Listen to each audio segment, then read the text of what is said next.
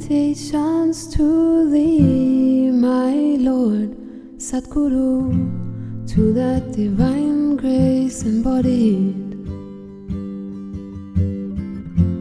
to that omnipresence beyond compare, to that Shiva self Satguru.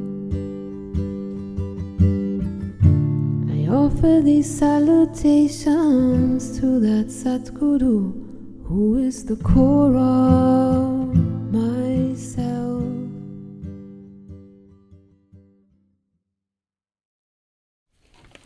Everything that is new, it will lose its shine after a little bit.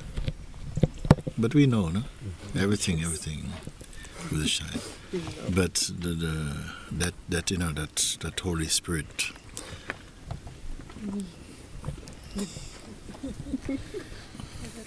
No one can be tired of that, because you cannot be separate from it anyway. But for a little bit we have the sensation, but not like that.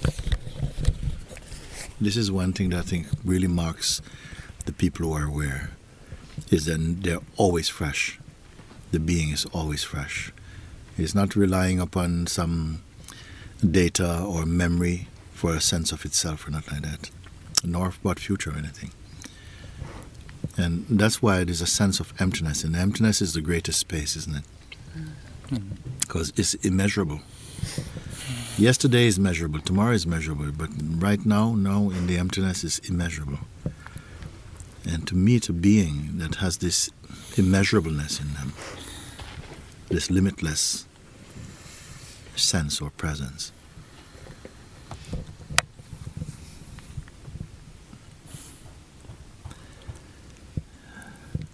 nobody talks about it, nobody writes about it. It's like it's unfamiliar in our kingdom. That it seems like it's fantasy or imagination. Not even in concept people talk about it, much less in actuality. And yet these things are for each and every one of you.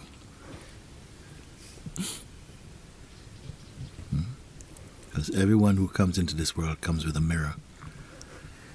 But sometimes you don't know where your mirror is. You have to find your mirror, you know.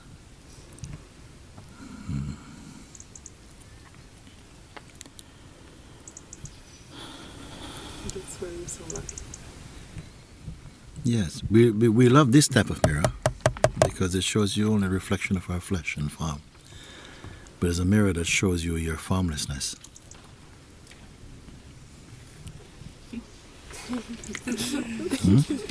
This mirror shows you your form, but there's a mirror that shows you your formlessness.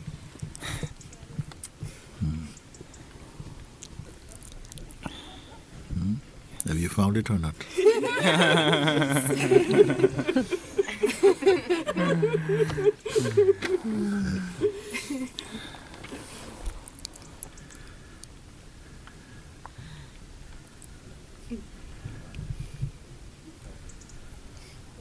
With form and beyond form. With form but beyond form. And forms can change. But you cannot apply changefulness to the formless. It just doesn't make sense. If you want to meet the eternal, the unchanging, you have to go beyond form.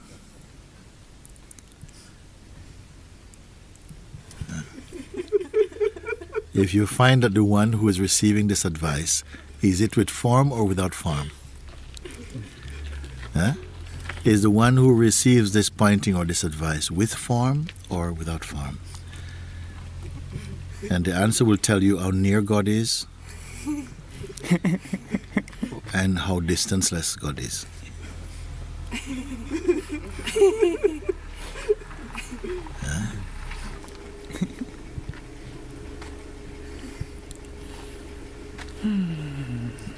Reflect upon that. Because in simple things like that, when it comes to a certain stage in our sadhana, in our awakening, simple things actually capture everything.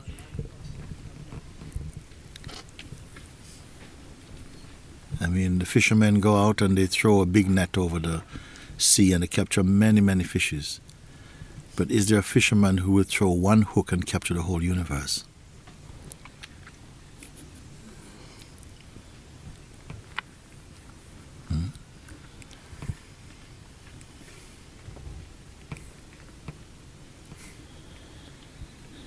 When you hear these things and they don't sound like foolishness to you, a simple thing expressed, you see, convey the very essence of God.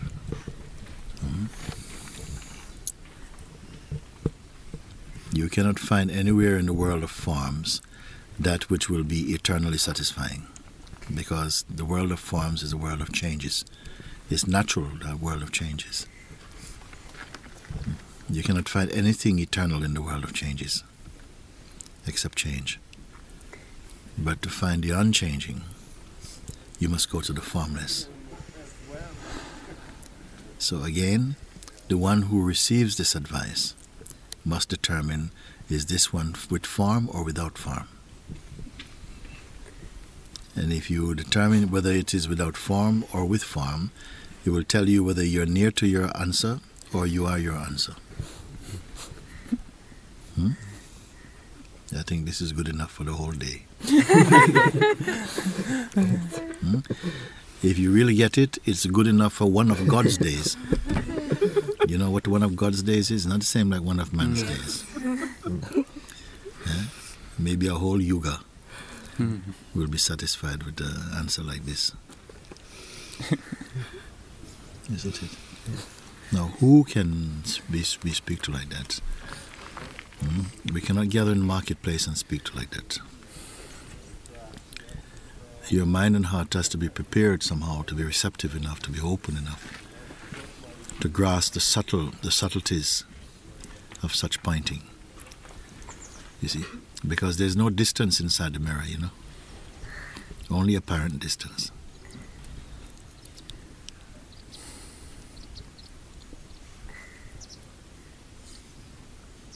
And the mirror does not speak, it only reflects.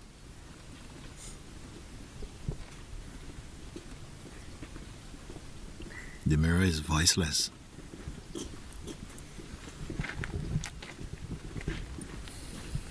Which is the mirror that can reflect the formless?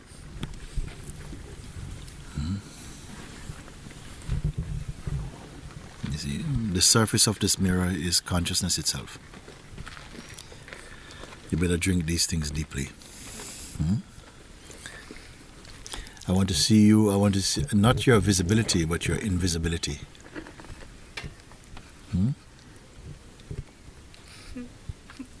We're always showing only our visibility, but your invisibility is what is attractive.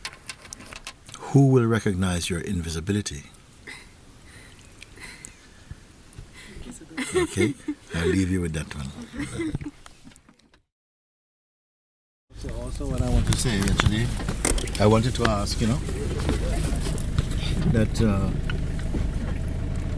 many people, when they, especially new people and so on, when they come, you know, and everybody should be able to converse with them about a bit of this. But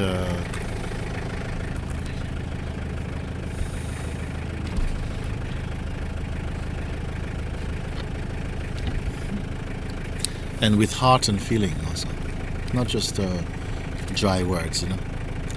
Dry words, there's no place for dry words in Sahaja, you know? Because Sahaja means natural state, and there's nothing dry and dead about the natural state. You are natural state. You are the natural state, and this is why, if you speak about time and past, you know, you embarrass yourself actually. Sometimes you shouldn't really require another member of Sangha to point it out to you. You're embarrassed because your word sounds like, whoa, I need to get this away. This is what I mean by freshness. It's freshness. Not saved up words, not saved up knowledge. That you are the knowledge now. And so when you look, you know, God should be in your very looking, you know? Not just in the objects you see, in the very looking.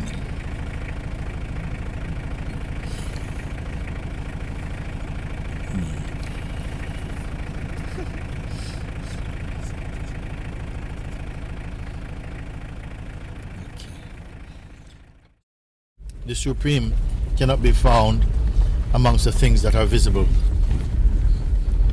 All things that are the manifest, the perishable. Don't look for the eternal amongst the impermanent. You see? Yeah. It is totally formless. How will you find the formless? Well, if the one who is hearing this advice and this pointing must find out, is this one formless or without form? If it is without form, then you're right there, you've found your Lord. If it is with form, then your search continues.